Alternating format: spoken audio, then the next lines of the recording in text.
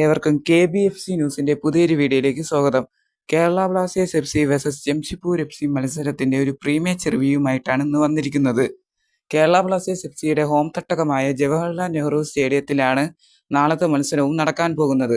നാളെ വൈകുന്നേരം 5 മണിക്കാണ് മത്സരം ആരംഭിക്കുന്നത്.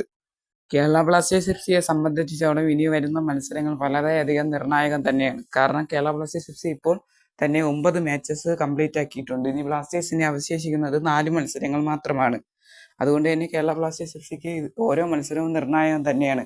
റെലഗേഷൻ ബാച്ചിൽ നിന്ന് മുന്നിലോട്ട് വരാം. നമുക്ക് കേരള ബ്ലാസ്റ്റേഴ്സ് FCയുടെ കാര്യത്തിലേക്ക് വരാം. കേരള ബ്ലാസ്റ്റേഴ്സ് FC കഴിഞ്ഞ മത്സരം നോർത്ത് ഈസ്റ്റുമായി 1-1 സമനില വഴങ്ങിയാണ് വരുന്നത്. അതുപോലെ തന്നെ ജംഷഡ്പൂരും മുംബൈ സിറ്റിയുമായി 1-1 സമനില വഴങ്ങിയാണ് വരുന്നത്.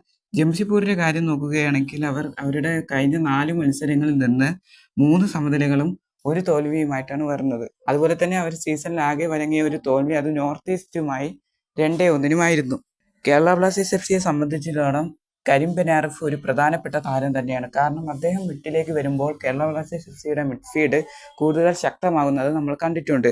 അതുപോലെ തന്നെ ഈ മത്സരത്തിൽ ഫ്രാഞ്ചിയുടെ ഗോൾ വന്നാൽ അത് ബ്ലാസ്റ്റേഴ്സിന് അനുകൂലമായി മാറുന്നതായിരിക്കും. ഫ്രാഞ്ചുവിന്റെ പ്രകടനവും കൂടെ നോക്കി കാണേണ്ട ഒന്ന് തന്നെയാണ്.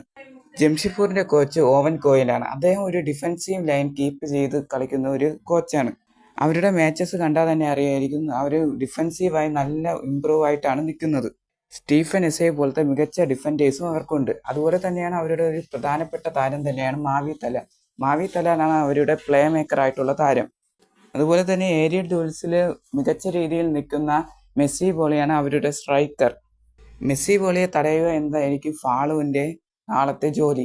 കാരണം ഫാളുവിന്റെ പ്രകടനം കേരള ബ്ലാസ്റ്റേഴ്സ് FC മത്സരത്തെ വളരെ രീതിയിൽ തന്നെ ബാധിക്കുന്നതായിരിക്കും.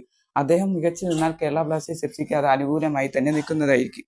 എന്തു തന്നെയായാലും നമുക്ക് കണ്ടു തന്നെ അറിയാം ആരാണ് കളി ജയിക്കുന്നതെന്ന്. എന്തായാലും നിങ്ങളുടെ വിലയേറിയ അഭിപ്രായങ്ങൾ കമന്റ് ബോക്സിൽ രേഖപ്പെടുത്തുക.